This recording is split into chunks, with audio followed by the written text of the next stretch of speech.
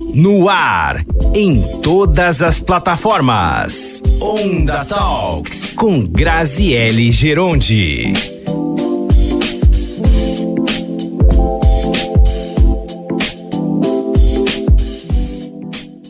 Olá, seja muito bem-vindo a mais um Onda Talks. Já vamos começar pedindo para você se inscrever no nosso YouTube, @Nova Onda Limeira. Também nos seguir nas redes sociais, no Instagram, @Nova Onda Limeira. Siga a gente, se inscreva, porque tem muito conteúdo legal para a gente falar, muita história boa, bacana. E hoje, inclusive, nós vamos falar sobre direito previdenciário. Estou aqui com o Dr. Vinícius Tomé da Silva, advogado já há mais de 13 anos, e vai trazer informações, olha, extremamente importantes. Mas antes de eu falar com o senhor, doutor, eu já quero fazer os nossos agradecimentos. Meu muito obrigada a Cris Gomes Bolos e Doces, que preparou um bolo de cenoura.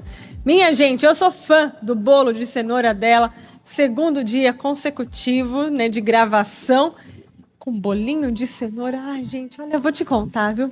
Você gosta de bolo de cenoura? Até saliva. Cris Gomes Bolos e Doces.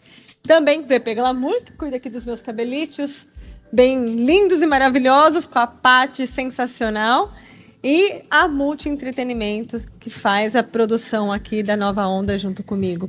Então, muito obrigada a todos vocês, nossos parceiros. Agora sim, Dr. Vinícius Tomé da Silva, advogado. Dr. Vinícius, gente, ele atua há 13 anos, como eu já adiantei, como advogado. Mas ele é aquele advogado que, se a gente precisa de alguma coisa, doutor, socorro, é ele. Ele nos salva de todas as enrascadas possíveis e imagináveis. Só que ele é especialista em direito previdenciário, que tem muito problema nessa área, né, doutor? Sim. Quais são os principais... Obrigada, doutor, por ter aceito o nosso convite, por ter vindo para esse Onda Talks. A gente vai falar sobre tudo aqui, viu, doutor? Mas vamos começar no previdenciário. Por que dá tanto problema no direito previdenciário, doutor? O que acontece? Tudo bem, agradecer o convite. Fico muito feliz de estar aqui com você e vamos lá, vamos trocar uma ideia. Com relação ao direito previdenciário, assim, é sempre muito moroso o pedido. E o governo tentou, através do digitalizando, né, o sistema, como o INSS, facilitar. Só que, por fim, muitas pessoas têm muita dificuldade de interagir com o sistema. Então, há morosidade para análise dos pedidos, e há uma dificuldade das pessoas em utilizarem o sistema, e há algumas incorreções no sistema que resulta aí numa resposta que às vezes não é favorável.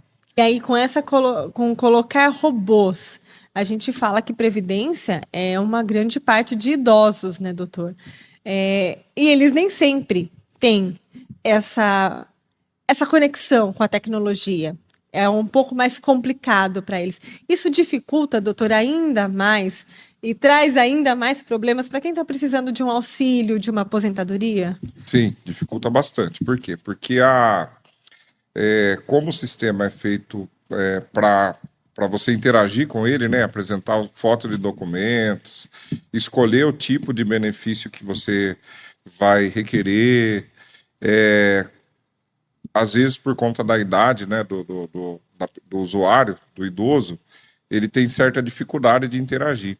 E o sistema do INSS, inclusive hoje, ele tem uma análise prévia que é feita por um bot, né, um robô, que faz essa análise. Então, há lá um requisito. Olha, tem que apresentar a carteira de trabalho, tem que, então, tirar foto da carteira inteira, tem que tirar foto do comprovante de endereço, do RG, e aí você escolhe lá, olha, eu quero me aposentar por idade. Ou tem regras de transição, né?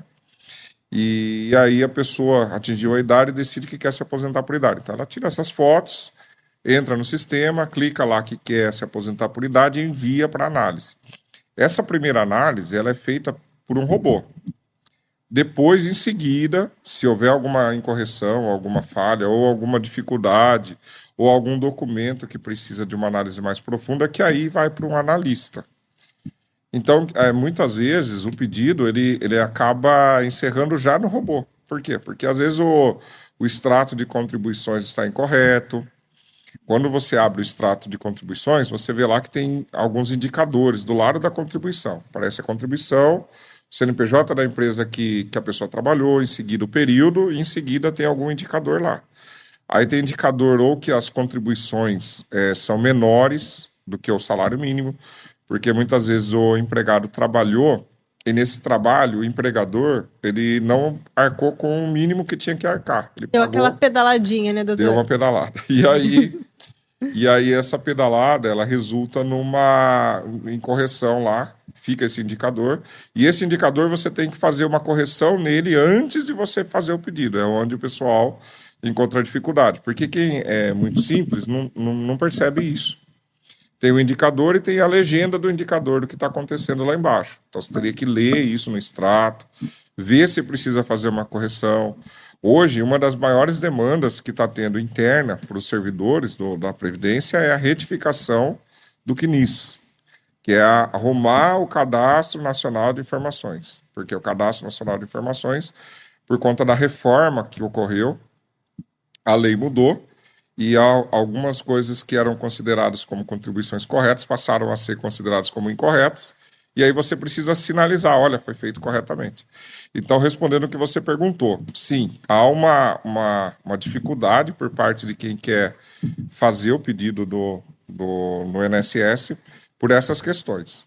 Questão do robô, que analisa, questão dos indicadores que constam do extrato, e a dificuldade de interagir com o sistema. Porque o sistema, inclusive, teve uma atualização agora. E eu acompanhei assim da pior forma. Opa, novidades, doutor. Gostamos. Conte qual foi essa atualização agora, doutor. O sistema do meu INSS, ele mudou a cara dele, né? E aí eu estava atendendo o cliente, aí eu dei F5 para atualizar, de repente veio tudo diferente. Aí eu já não achava mais eu mesmo, que faço isso faz bastante tempo, não localizava o recurso, não localizava os documentos anexos ao recurso. E aí eu levei alguns dias para poder me adaptar à nova versão do sistema. Então teve uma atualização recente, sabe, do meu INSS. Eu sei que é para deixar uma linguagem mais simples, uma linguagem igual ao WhatsApp, né? Por exemplo, eu tenho uma filha de 6 anos, ela não sabe ler ainda, né? Lê pouco, mas ela sabe ligar. Como ela liga? Ela vê os símbolos, se identifica com os símbolos.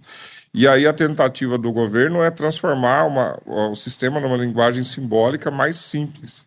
A gente entende isso, só que acaba dificultando. Quem já está usando tem que se adaptar novamente. E quem nunca usou ainda encontra dificuldade.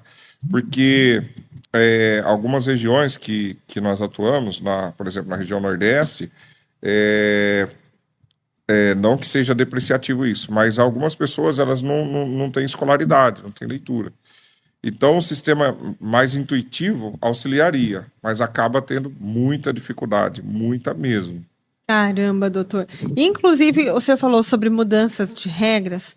Como é que está hoje a aposentadoria? Qual que é a idade? Qual que é o tempo de contribuição? Porque isso vive mudando. E vive tendo discussão na Câmara que a gente fica até perdido. Eu, por exemplo, doutor, eu não sei se eu vou conseguir me aposentar.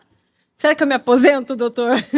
Então, tem que fazer um planejamento para conseguir resultado. Nós mesmos temos que fazer um planejamento, que a gente acaba optando por alguma previdência suplementar, alguma coisa para poder balancear, porque as regras estão muito complexas. Veja, até 98, o homem se aposentava, na aposentadoria se chamava aposentadoria por tempo de serviço. Então, o homem aposentava com 30 anos de contribuição, de serviço, na verdade, e a mulher com 25 anos. Aí, em 98, por conta das modificações que ocorreram em decorrência do Plano Real, houve uma modificação. Até foi no governo Fernando Henrique, ele foi a primeira reforma da Previdência. O que aconteceu? Passou de 30 para 35 homem e a mulher de 25 para 30. Preservando aí as regras, né, especiais, para quem tem insalubridade, que é aposentadoria especial, para quem trabalha com periculosidade, também tem uma regra diferente.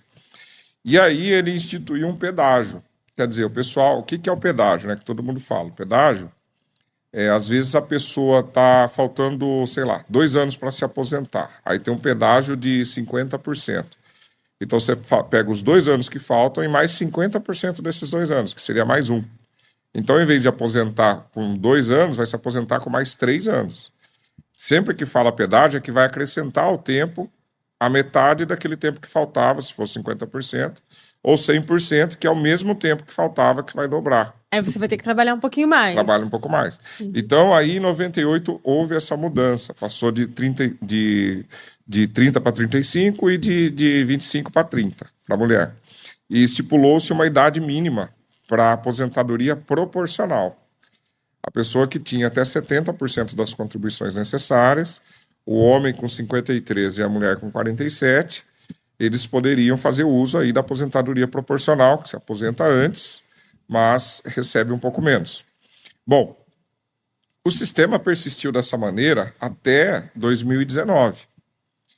Veio mais uma reforma. Foram surgindo mais leis. Surgiu a lei da aposentadoria para o portador de deficiência, que é de 2013, e surgiu essa lei, a reforma que foi dia 13 de novembro de 2019. A reforma, essa última reforma, ela cortou a aposentadoria por tempo de contribuição. Eu acabei esquecendo de falar que em 98 a aposentadoria por tempo de serviço se transformou em aposentadoria por tempo de contribuição. Passou-se a exigir um tempo mínimo de contribuição, que são 180 contribuições, que são 15 anos. Então você tinha que ter os 15 anos pagos, ainda que o restante do tempo fosse de serviço e não de contribuição. Você precisava ter no mínimo, na verdade até hoje, até as 180 contribuições. Bom, em 2019 houve essa modificação. O que aconteceu? Cortou a aposentadoria por tempo de contribuição e passou a ter somente aposentadoria por idade. A mulher passou a aposentar com 62 anos e o homem passou a aposentar-se com 65 anos. E aí, como todo sistema muda, quando o sistema muda, vem novamente regras de transição.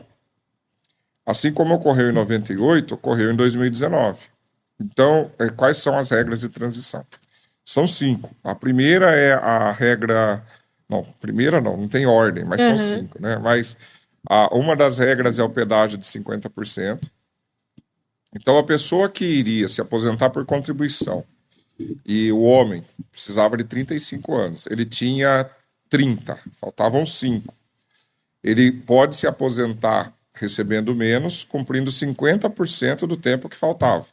Então, se faltavam 5, ele cumpre mais 2 anos e meio. Então, ele se aposenta com 37,5 e não com 35. Essa é uma das regras, o pedágio de 50%. O pedágio de 100%, que faltam 5 anos, dobra, então ele não se aposenta com 30 anos, se aposenta com 40, porque daí seriam, em vez de ser 35, que falta 5, dobra, e ele tinha que ter a idade mínima de 60 anos. O homem tem que ter 60 anos. Tem uma idade mínima além do pedágio. E a regra de direito adquirido, que é a regra de que a pessoa já preencheu os 35 anos na data da mudança da lei, então, no caso do homem, os 35, no caso da mulher, os 30, na data de modificação da lei. A regra da pontuação, essa regra, inicialmente ela ficou conhecida como regra 85-95, que foi no governo Dilma. E era o seguinte, o homem, ele estava com... quando você se aposenta por idade, você não tem o fator previdenciário. O que é o fator previdenciário? Calcula o tempo que você vai viver pelo IBGE e aí fixa um índice lá. Então, o salário que você vai receber, multiplica por esse valor, aí você recebe menos, porque leva em consideração o seu tempo de sobrevida. Quanto tempo que você ainda tem pela frente. Bom, então, o que o governo percebeu? Olha, tem homem e tem mulher que estão esperando atingir um pouco mais de idade para se aposentar. E para permitir que eles se aposentassem antes, aquele governo criou essa situação. Então, o homem já tem 35 anos, só que ele não quer se aposentar por tempo. Ele quer se aposentar por idade com 65. Ele pode fazer essa escolha. Pode. Na época podia. Agora não mais. Ainda dá, mas assim, como essa lei ela melhorou um pouco para a população, foi meio que para ajudar mesmo o pessoal. Tá. Na época não existia e veio a lei para passar a existir essa possibilidade. Então, por exemplo, eu tenho 60 anos e tenho 35 anos de contribuição. Eu não preciso mais esperar até os 65 para eu aposentar sem o fator previdenciário. Eu posso aposentar com 60 e 35 anos de contribuição, que aí a soma dos dois vai dar o 95. Por isso que era 95 e 85. Porque para a mulher era a mesma coisa. Para a mulher, ao invés de esperar até 60 para aposentar por idade, ela podia aposentar com 55, tendo 30 anos de contribuição, que daí somava 55 com 35, dava 85. Então, por isso que a regra ficou popularmente conhecida como 85-95. E essa regra, hoje, como regra de transição, é a regra de pontos, que você soma os pontos, que é a soma da idade com a soma de tempo que a pessoa tem de contribuição. Ela se transformou em uma das regras de transição. Então, só repassando, que é muita informação. É muita regra, né, doutor? Até o contribuinte fica bem perdido nessa hora de fazer o pedido de aposentadoria, né? Daí as dificuldades. Porque para você optar pela melhor, infelizmente, você, mesmo sendo um direito seu, que você, em tese, não precisaria de ninguém, é mais vantajoso você procurar assistência profissional para fazer um cálculo, saber quanto você vai receber, saber por quanto tempo você vai receber, saber com qual a melhor idade para você se aposentar, para você não ter prejuízo. Por isso que eu preciso de um advogado para poder pedir um direito meu. Infelizmente. Caramba, doutor. Infelizmente. Tem algumas ferramentas hoje que auxiliam, né? Tem essa questão da inteligência artificial, está ajudando bastante. Porque algumas informações que decorrem desse arcabouço, né, legal, você tem acesso fácil. Então, às vezes, você pode tirar uma dúvida e aí depois dá até para subir documento, dá até para fazer o upload do documento, às vezes pegar o extrato do CNIS, levar e pedir para a inteligência fazer uma análise.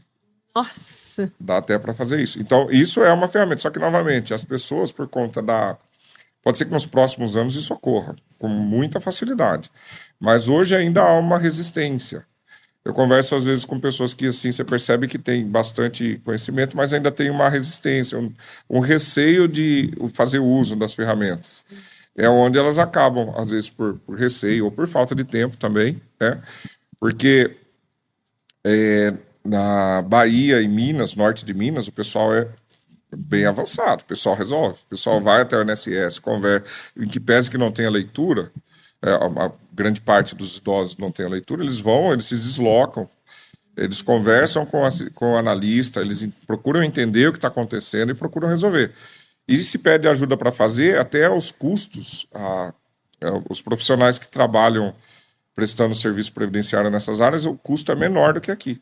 Aqui, por conta da vida ser muito corrida, as pessoas não têm muito tempo, então elas às vezes elegem alguém para poder fazer, ou às vezes, para ter o melhor benefício, para ter segurança e saber que está obtendo o melhor benefício, elas procuram um profissional.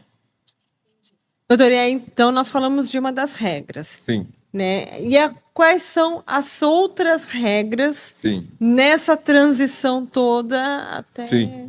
Então, aí, só repassando, então tem a regra do pedágio de 50%, a segunda regra como a regra do pedágio de 100%, a regra do direito adquirido, que é aquele que já preencheu as condições na data da mudança da lei, essa regra que a gente conversou agora, que é a regra de pontos, que soma a idade com o tempo, e a regra da idade mínima. Essas são as 5 regras de transição. São elas que norteiam aí a Previdência hoje. Perfeito. E aí, doutor, vai vir mais mudança? A gente sabe que teve uma agora em 2019, mas a população ela está envelhecendo. Sim. E novas coisas vão entrando, até porque a gente acaba tendo conhecimento e tendo a abertura de novos públicos, como, por exemplo, as pessoas com deficiência, e que acabam precisando desse auxílio do INSS. Há uma possibilidade de mais mudança nessas regras do INSS, doutor? Infelizmente, porque o que acontece? O sistema, ele é um sistema como se fosse uma pirâmide. Então você tem na base da pirâmide os contribuintes e na ponta da pirâmide os que estão usufruindo. Hoje, economicamente, essa pirâmide ela está quase invertida. Por quê? Porque hoje você pega diante do acesso, né? Acesso restrito à comunicação rápida, informações rápidas. A população ela tende a deixar de trabalhar como antes. Então você pega uns jovens que até nem, né? O pessoal colocou esse nome de nem, que nem trabalha, nem estuda. Nem estuda nem faz nada, né? Faz nada. Esse povo, essa juventude, ela não vê sentido e nem tem propósito. Então, por conta da ausência de sentido e da ausência de propósito, eles acabam não alimentando a base da pirâmide. De modo que os pais dessa juventude, eles vão envelhecendo, e você pega a pirâmide, que em tese a base contributiva é maior, e ela vai invertendo, porque a base que vai usufruir, ela acaba se tornando maior do que a base que está contribuindo. Então, sempre que ocorre isso, a tendência, sim, ter alguma revisão. Ou seja, pode se preparar porque vai vir mudança aí nos próximos anos, né? Sim. Se o governo tiver condição de pagar a Previdência, né? Porque também corre esse risco, né? As contribuições são obrigatórias. O cara começou a trabalhar, ele está contribuindo com a Previdência. Existe o tripé: saúde, educação e assistência social. Então, até teve uma tese antigamente, que era a tese da desaposentação. O que acontecia? O pessoal aposentava, continuava trabalhando, porque o salário era baixo, continuava pagando obrigatoriamente, e aí eles pediam a desaposentação. Olha, eu quero cancelar minha aposentadoria anterior e aposentar agora. Vigorou por um tempo. Eu até fui criticado por alguns clientes, porque os clientes me procuravam e eu falava, olha, temos que aguardar a decisão do Supremo, porque é uma tese que ela está valendo só em cima do entendimento legal. Ela não é uma coisa concreta. Não é, por exemplo, uma pessoa lei. Que... não é uma lei, é só um entendimento. Uhum. E aí, um outro exemplo, uma pessoa que trabalhou com insalubre, em condições insalubres, e aí o INSS considerou que aquele período não era insalubre. Então a pessoa pode entrar na justiça até 10 anos, pedir a revisão, para que a justiça reconheça, olha, ele trabalhou mesmo em condições insalubres. Então, essa é uma tese concreta de revisão. Agora, a tese que é embasada só em decisões é uma tese abstrata. Então, lá no escritório, a gente tem uma cautela quanto a isso, porque é um efeito dominó. Você faz o trabalho, a justiça muda o entendimento, o cliente tem que devolver o dinheiro e ele vem atrás de você. Então, nós lá temos uma cautela. E aí o cliente, tem até uma história do cliente, que o cliente ficou bravo. Ele deixou para eu fazer a desaposentação e me procurou e eu falei, olha, eu tenho que esperar a decisão. Aí ele saiu, foi num outro profissional, até uma advogada, e obteve uma revisão inicial. Então, na hipótese, ele recebia 1.000, passou a receber 1.300. Aí depois veio a decisão do Supremo falando que não tinha direito. Aí, em vez de receber os 1.300, ele passou a receber 700. Porque estava sendo descontado que ele já tinha recebido. Então, e nessa época, qual que foi o entendimento do Supremo? Que as contribuições vertidas depois que você já se aposentou, elas não vão mais para a Previdência Social, elas vão para a saúde e para a educação, porque é um tripé: saúde, educação e Previdência Social. Por isso que eu vejo assim, com muita possibilidade de fato, ter uma outra revisão. Futuro próximo deve ter alguma modificação aí. Está tendo a regra escalonada. Então, conforme o tempo passa, altera a idade. Até chegar a 62, foi 60, 66 meses, depois 61, depois 61 em 6 meses, e depois 62. Para as mulheres já foi escalonado. Ou seja, quando eu for me aposentar, posso esperar uns 80 anos na Previdência, doutor, é isso? Aumenta a expectativa de vida, aumenta a dificuldade de você acessar o sistema. É um seguro. Ele chama Instituto Nacional do Seguro Social. É um seguro, igual seguro de carro. Pagou, tem direito. Aí eles meio que criam uma barreira para você acessar o benefício, porque eles precisam da sua contribuição. Ô, doutor, e essa semana, inclusive, saiu uma notícia de que tem aumentado os pedidos de benefícios ao INSS, tanto de aposentadoria como outros benefícios, como seguro-saúde, por exemplo. E isso, eu até queria saber do senhor, tem a ver com a pandemia de Covid-19 que nós vivemos? É duro afirmar assim categoricamente, mas o que eu vejo, eu acho que a política econômica do atual presidente, que pese aí que ele tenha quitado imóveis do Minha Casa Minha Vida, que ele tenha também, além disso, agora está vendo a questão de flexibilizar o imposto de renda, a alíquota mínima.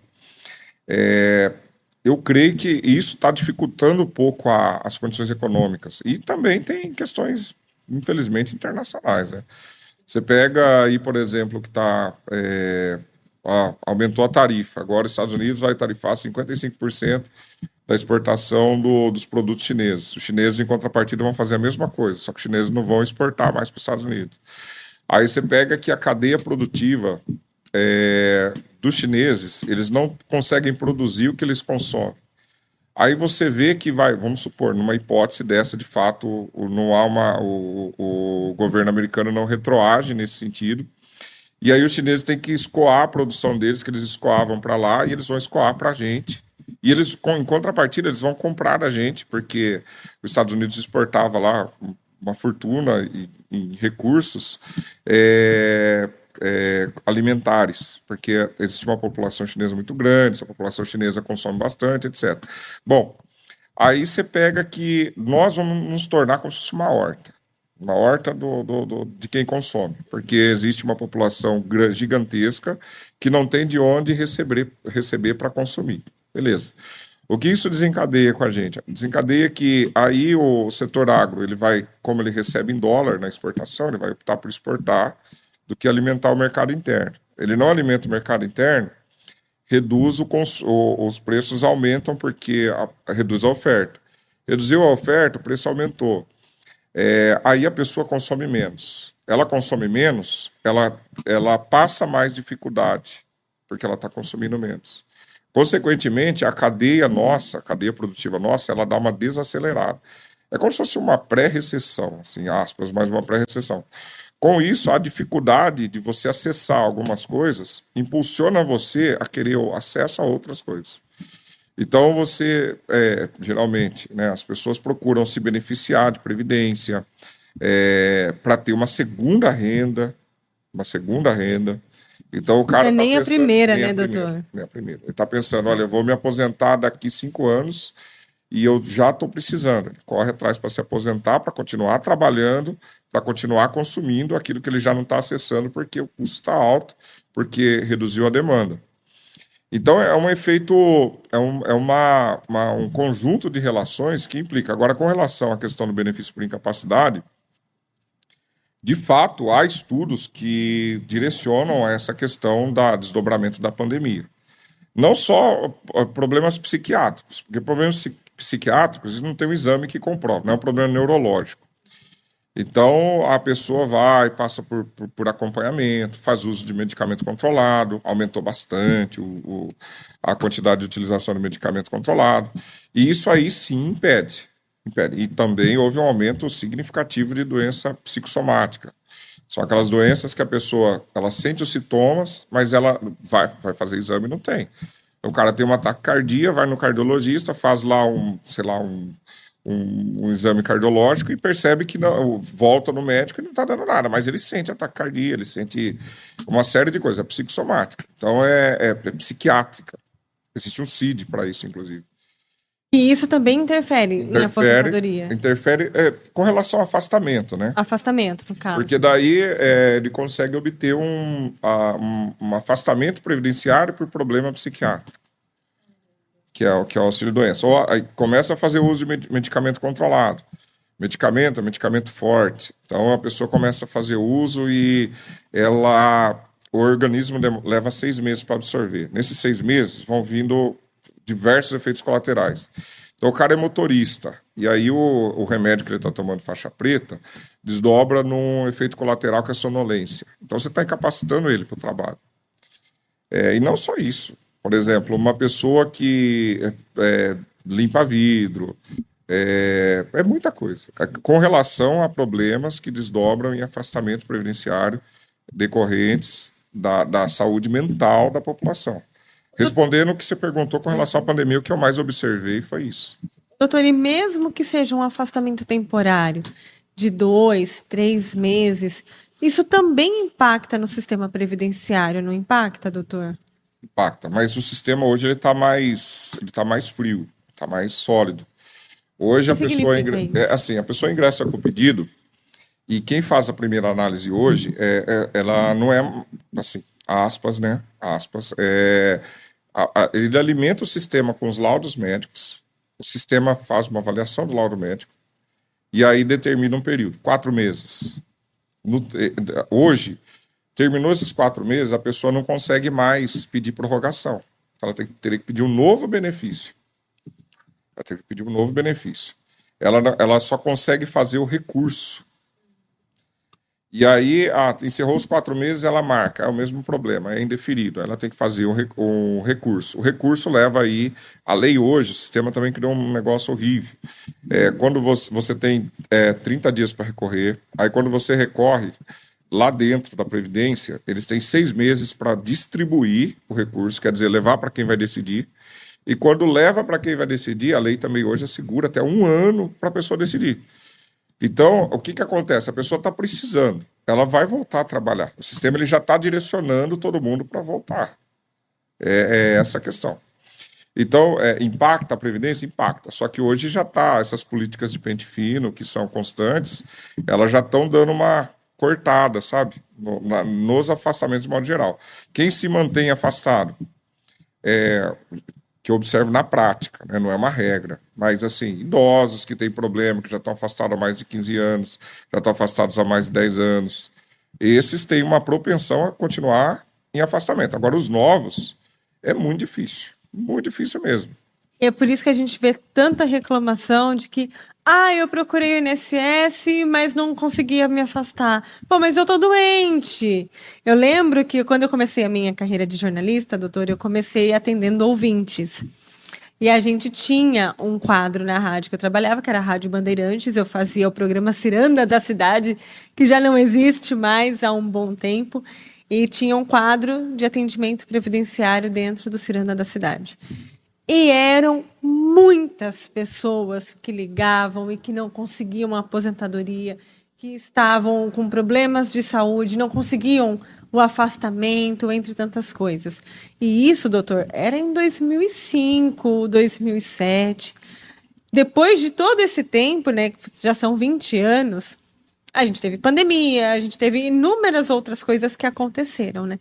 E isso é o que faz, então, com que as pessoas ainda tenham essa dificuldade de estou doente, mas não consigo um suporte do INSS, doutor? Sim, infelizmente. Às vezes agenda, às vezes leva 90 dias para ter agendamento. Quando há dúvidas com relação à documentação, eles agendam presencialmente. Isso existe. Só que não é mais como antigamente, que a pessoa agendava e ia... e passava já presencialmente com os peritos do INSS. Então, existe sim essa dificuldade.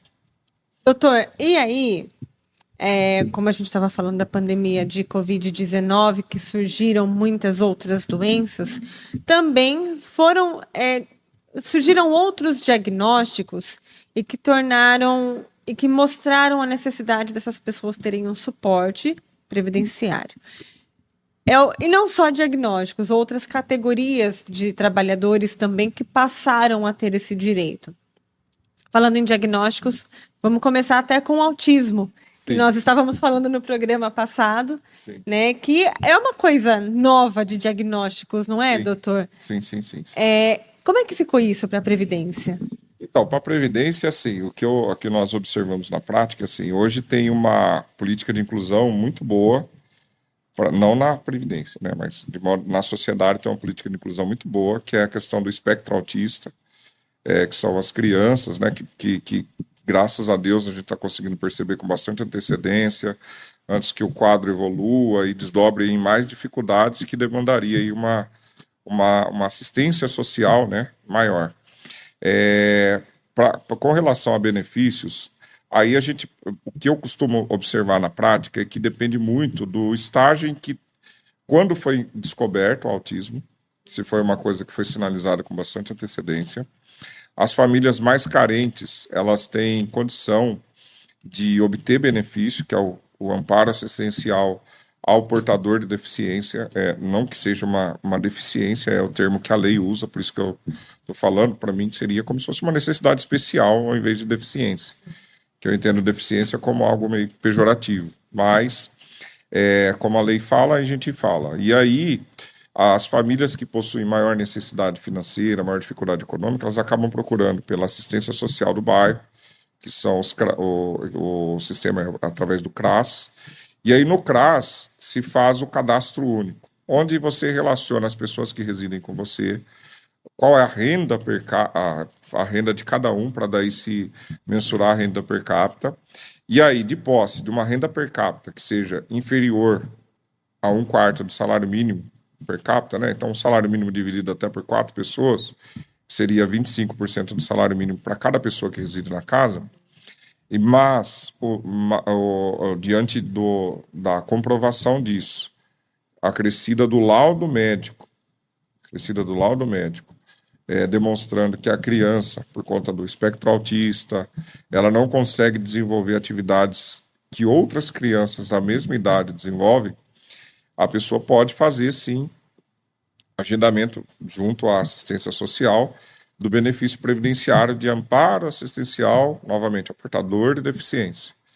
E aí ela vai receber um salário mínimo, a mãe vai receber um salário mínimo que vai auxiliar ela nessa jornada. Agora, se o estágio em que foi descoberto o autismo já está com uma idade um pouco mais avançada, já foi até incluído no mercado de trabalho ainda como autista, que é perfeitamente possível, aí a lei, desde 2013, ela assegura uma redução, como uma aposentadoria de um policial militar ou uma aposentadoria de um professor. Então, há uma redução aí de 5 anos no período que seria. De modo que, para o homem, que seria 35, passa a ser com 30. Para a mulher, que seria 30, passa a ser com 25. Nos dois casos, diante da reforma que ocorreu em 2019, aí respeita lá a idade, mas acaba dando certo. Acaba dando certo se já estava no sistema antes da reforma, porque essa lei que assegura portadores de deficiência, ela é de 2013. Bem recente, né, doutor? Ela sim, ela... Um pouco mais de... Tem 12 anos, né? Sim, bem nova, bem recente mesmo. Ô, doutor, em relação a algumas profissões, também muito recentemente, a gente não tem tantos anos disso, empregada doméstica passou a ter direito à previdência, né? Sim. E como é que ficou? As leis, para quem trabalha como empregada doméstica, como diarista, e muitas vezes não tem um registro para poder conseguir a aposentadoria. Sim. Então, existem maneiras administrativas e existem maneiras judiciais.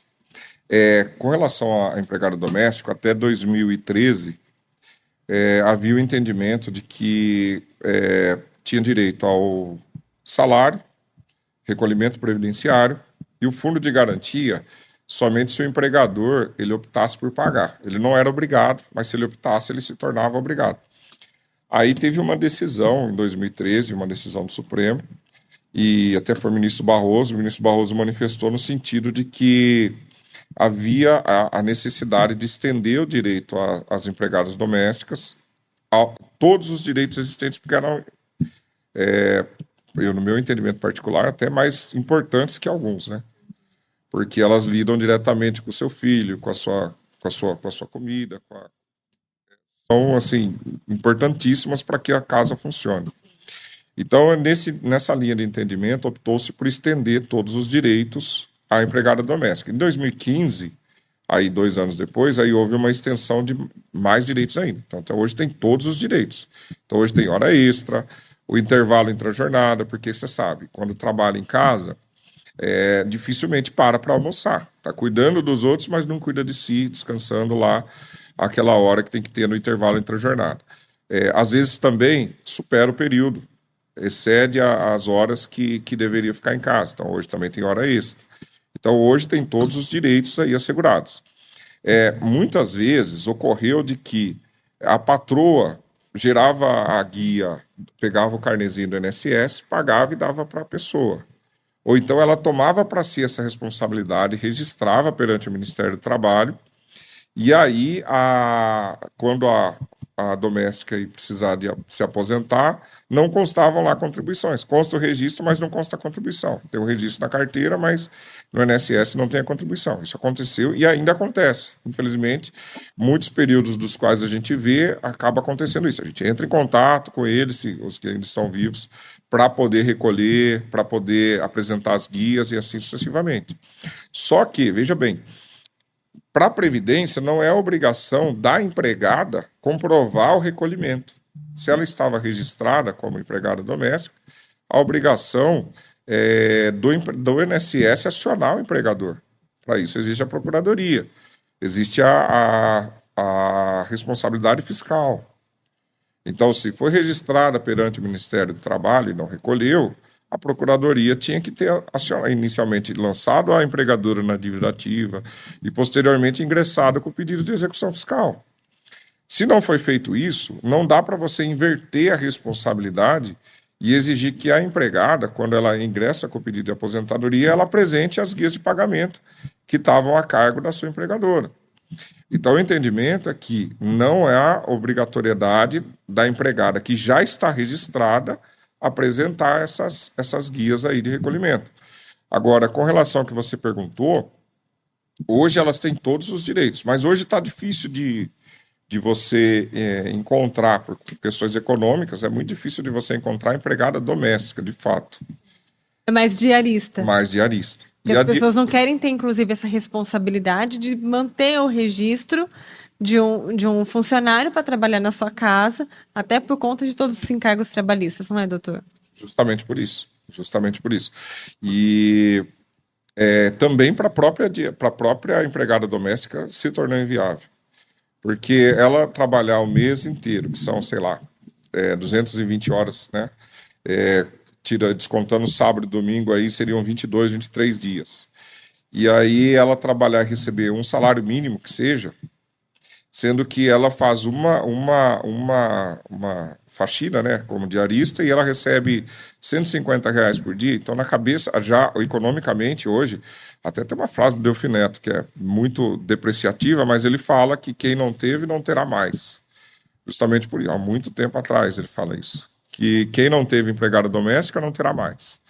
Ele fala em outros termos que eu não vou colocar porque é muito pejorativo. Não, pode deixar. Eu, Delfim Neto, e aí, momentos pesados. E aí é isso. Então, para a própria empregada doméstica, hoje já se tornou inviável ela permanecer no recinto para receber um salário, sendo que cada dia que ela trabalha, se ela trabalhar 10 dias, ela receberia o mesmo salário dos 30 dias. Tem mais tempo com a família, elege os dias, os horários. É claro que a lei trabalhista, ela assegura que se preenchido alguns requisitos, a empregada doméstica, ela vai ser considerada como empregada, para fins legais. Então, por exemplo, pessoalidade, só ela faz o trabalho. Horário certo para entrar e horário certo para sair, chamada periodicidade. Onerosidade, ela recebe o salário. E subordinação. Na cadeia de comando, ela responde ao proprietário do imóvel. Então, preenchendo esses requisitos, ela é considerada como empregada. Por isso que, às vezes, vai uma vez por semana, às vezes tem essa desvinculação, ela não vai nos 2 mesmos dias, se forem 2 vezes, não vai os 2 dias da semana, os mesmos, né, acaba alternando. Ou ela escolhe o dia que ela vai, porque daí ela está observando a realidade dela. Então, olha, de terça eu não consigo porque eu atendo o ciclano. Hoje eu consigo porque eu estou livre. Daqui 2 dias eu vou conseguir e assim sucessivamente. Doutor, e o surgimento de novas profissões? Que também tem profissões que somem, profissões que aparecem. Isso também impacta na Previdência Social ou não faz diferença? Olha, assim, eu nunca refleti sobre isso, mas o que eu observo é que, novamente, quando a sociedade ela costuma evoluir igual agora, por exemplo, eu sou autodidata em muita coisa. Então, eu sou autodidata em economia, história, filosofia e, ultimamente, até programação. Dei uma estudada boa. Acabou que eu fiz um site e tudo mais. Então, o que acontece? O tempo vai passando, as pessoas vão se adequando a novas realidades. Com isso, a forma de contribuição, ela muda. E aí, se eventualmente uma nova profissão, ela pode se impactar a Previdência Social, com certeza. Porque tem que ver como que a Previdência Social vai tirar o seu filão de lá. Então, existe uma cadeia contributiva, da qual você presta serviço como freelancer. Só que aí você não emite nota. Se você não emite nota, você recolhe o mínimo de previdência, que seria 5% de MEI, como microempreendedor individual. Só que você vai recolher como MEI na perspectiva de uma aposentadoria. E às vezes está ganhando muito dinheiro e você elege outro caminho que não esse. Então você deixa de recolher, ou você está na informalidade. Então, assim, novas profissões, no meu entendimento pessoal, impactam sim a Previdência. Agora, o grande desafio do governo que eu vejo é como fiscalizar, certo, essas novas profissões para que ele consiga tirar a contribuição delas. Isso é o grande desafio do governo. E aí sim conseguir fazer a máquina previdenciária girar, né? Girar, sim. Porque do contrário é muito difícil. Eu não vejo... Se, de repente, a gente for para um ambiente de informalidade, que é o que a maioria dos cientistas estão esperando agora para os próximos anos, que é ter o salário universal, chamado salário universal, justamente já numa previsão de que a cadeia produtiva ela vai, em decorrência da modernidade, se modificar, e assim sucessivamente. Por exemplo, eu estava fazendo o site, e aí eu queria um comando, um prompt, pro Java. Eu entrei lá na inteligência e pedi, ela me deu, eu recortei e colei dentro do sistema que eu estava usando e chegou onde eu queria. Se eu fosse estudar para fazer isso aí, eu ia levar tempos. Muito tempo. E aí, o que eu vejo? Eu vejo que, com isso, você está desempregando, de repente, um programador. Contabilidade. A contabilidade, você quer saber de lei contábil. Às vezes você não tem acesso, mas se você pagar lá $20, agora está $25. Paga $25 na inteligência artificial mais barata, que seja, que dá aí 100 e pouquinho por mês, você consegue pedir que faça para você uma análise contábil. Uma coisa absurda que eu vi recentemente. O cara pegou um hemograma, anexou o hemograma e pediu para avaliar onde ele precisava melhorar, e houve uma resposta. Então, esse cenário, ele gera incerteza com relação a o que é uma nova profissão. É difícil de você saber o que é uma nova profissão, porque uma nova profissão, às vezes, o que no meu universo seria extraordinário, que seria ser um engenheiro de software, talvez até uma engenharia de software, ela logo mais ela não deixa de ser uma profissão atrativa. Então, nesse contexto, eu acho difícil de você definir o que é uma nova profissão. A informalidade, ela tem que ser tarifada para que ela preserve a base contributiva. Não só da Previdência, mas da saúde e da educação. Agora, qual o desafio do governo? Como vai tarifar o que é informal? E como que vai fiscalizar tudo isso, como que vai fiscalizar tudo Porque a informalidade é justamente fugir de todas as regras. E a gente sabe que muitas vezes a CLT, que é a consolidação das leis trabalhistas, né, que é o maior, é o regime que mais está em evidência. O principal regime de trabalho hoje ainda é a CLT, né, doutor? Ela traz uma série de seguranças e, inclusive, o trabalhador ele contribui obrigatoriamente com a Previdência, já que ele já vem lá descontado no Olerite. Não tem nem que pensar se quer ou se não quer. Você olha lá e fala assim, meu Deus, vai tudo isso para a Previdência, será que eu vou receber de volta? Enfim, né? Não recebe. Não recebe, né, doutor? A informalidade não tem nada disso. E aí, como é que a gente vai tirar dinheiro da informalidade para poder pagar a Previdência, doutor? É uma situação complexa. Porque também nós já temos a maior carga tributária, né? Mundial é nossa carga tributária é horrível. Se você declarar lá que você recebeu informalmente, sei lá, 240 mil, você vai pagar 60 mil de imposto de renda. É um absurdo. Significa o seguinte, que se você recebeu R$ 20.000 por mês, você levantou todos os dias, durante 3 meses, para ir trabalhar, para ter um retorno. E a pergunta é, qual é o retorno? Qual é o retorno? A gente não consegue ver, né? Então é complexo por conta disso. E com essa falta de contribuição, muita gente acaba ficando sem aposentadoria também. Pode ficar, né? Vai ficar sem aposentadoria. Vai ficar sem aposentadoria, não vai, doutor? Vai ficar sem aposentadoria. Tem algumas coisas, por exemplo, o cara deixou de contribuir há 5 anos atrás. Só que ele declarou no imposto de renda dele que ele era autônomo. Ele consegue entrar, o próprio sistema previdenciário permite, se ele tiver na qualidade de segurado, que ele ingresse lá, gere uma guia retroativa e comprove que ele era autônomo, que ele trabalhava, etc. Então ele consegue fazer isso aí. Existem alguns direcionamentos que você pode adotar, algumas estratégias que você pode adotar que você obtém esse ou aquele resultado.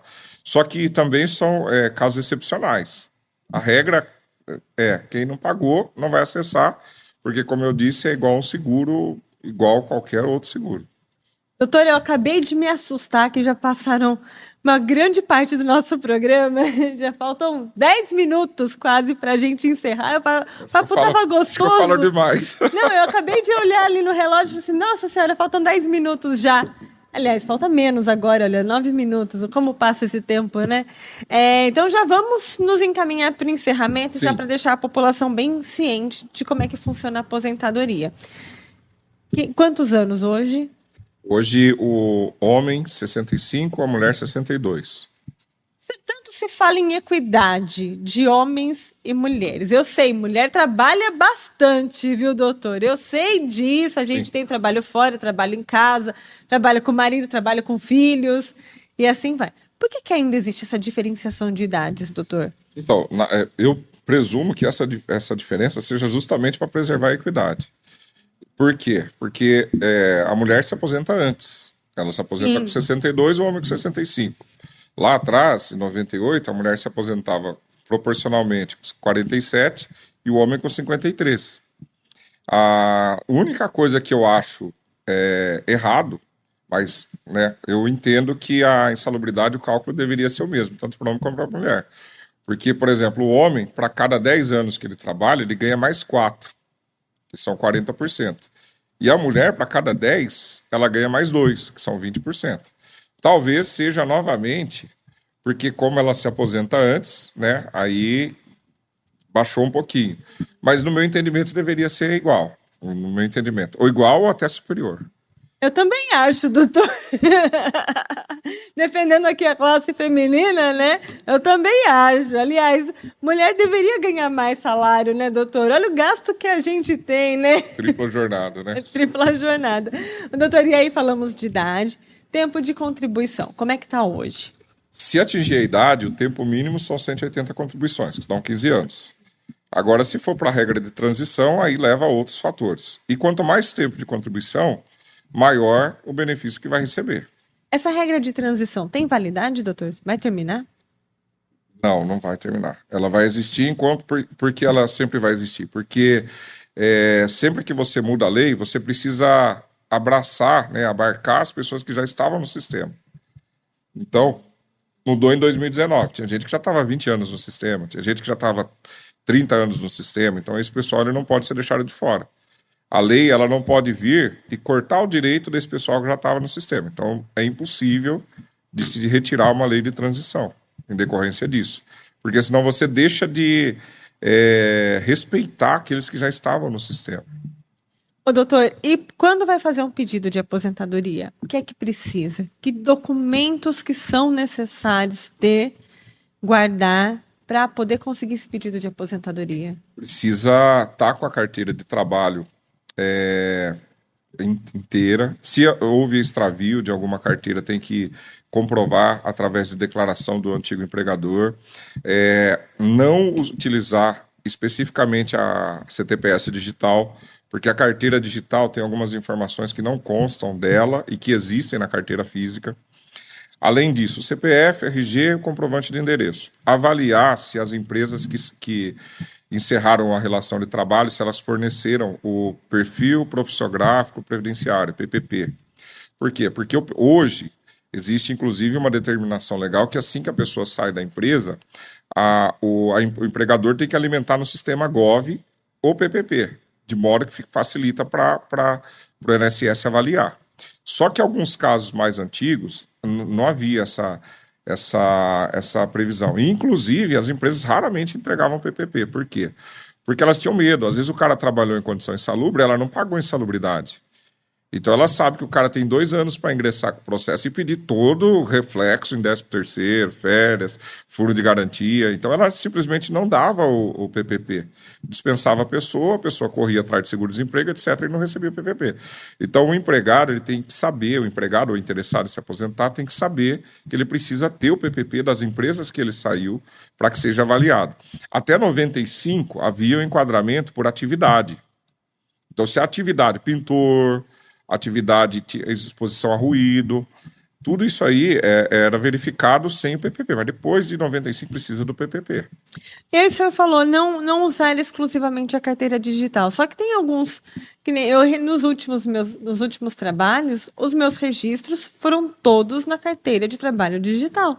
Não tenho mais registro na carteira física. E aí, como é que faz, doutor? Sim, não, aí no seu caso é diferente. Porque no seu caso é diferente. Porque no seu caso, a empresa já alimentou corretamente. Ah, então já está garantido. Eu me refiro ao pessoal que já está no sistema. Por exemplo, tem 55 anos. Tem uma carteira que trabalhou 20 anos e é física. Usa a física. Não pense que a Previdência vai atualizar as informações corretamente. Já são passadas. Então você precisa ter a física para você apresentar. É isso, doutor. Olha, 56 minutos de programa já. Conversa boa, né, doutor? Sobrevivi, tá tudo certo. Sobreviveu. O senhor é ótimo, doutor. Doutor Vinícius Tomé da Silva, advogado, obrigada mais uma vez por aceitar o nosso convite. E tirar as dúvidas, né? Porque eu tenho certeza que tem muita gente ouvindo a gente que não sabe nem por onde começar com o pedido de previdência, né, doutor? Eu agradeço novamente o convite. Queria mandar um beijo para minha esposa, para minhas filhas, né, que estão assistindo, e dizer que procure o amparo de um profissional, vá até o INSS para obter informações e estude para ver qual o melhor caminho, para não se arrepender depois. Porque depois que estiver recebendo, aí é mais difícil. É igual, até desculpa me alongar, a revisão da vida toda caiu por conta disso. Porque hoje o entendimento é que você não pode escolher o melhor benefício. Então qual que é o segredo? Escolha antes. Escolha antes o melhor benefício. E olha, ficou um tema de fora, doutor. Revisão previdenciária. Porque revisão previdenciária dá trabalho para ser feita, não dá? Bastante trabalho. Hoje eles não estão, não sei se a gente ainda tem tempo, mas... mas temos uns minutinhos. Então, a revisão da vida toda, ela incluía na base de cálculo até o período que foi pago pelo pessoal antes do sistema, porque o sistema surgiu e aí as informações que eram anteriores ao sistema, elas não eram incluídas no cálculo. Então, veio a revisão da vida toda. Olha, vamos incluir aquele período anterior a 94 na base de cálculo. Algumas iam para cima e outras para baixo. Por quê? Porque às vezes a pessoa antes de 94 pagou um valor alto para o INSS. Trabalhava e recebia alto salário. Só que pessoas que recebiam o salário mais baixo, elas pagaram um valor menor do que posterior a 94, porque veio um plano real. Então, a revisão da vida toda caiu justamente por isso. Houve o entendimento de que não pode o beneficiário escolher o melhor benefício. Por isso que o ideal é procure um profissional, faça um planejamento previdenciário, verifique os indicadores se estão corretos, faça a retificação do CNIS, prepare o campo, procure com antecedência, prepare o campo para na hora que chegar o dia tão sonhado, a pessoa saber escolher a melhor opção e não se arrepender. Perfeito, doutor. Obrigada. Vamos conversar mais sobre isso. Temos ainda outras dúvidas para tirar. Eu quero, ter que me planejar na Previdência, na aposentadoria, doutor. Eu espero um dia me aposentar, ou não. Vai lá tudo certo. Obrigado novamente. Doutor Vinícius Tomé da Silva, advogado, obrigada mais uma vez. Lembrando que você que gostou dessa entrevista, indica para os amigos. Fala assim, olha, quinta-feira que vem tem um talk show. Eu estou chamando de talk show porque é mais bonito. Tem um talk show muito legal da Graziele Geronde. Acompanha a gente, indica para os amigos. A gente traz gente legal aqui como o doutor Vinícius.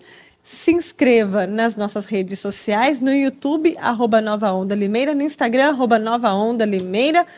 E também chama lá na Alexa. Fala assim pra Alexa: Alexa, tocar Nova Onda Limeira, que ela vai te atender e vai ter uma programação bem legal aí pra você, viu? Até mais!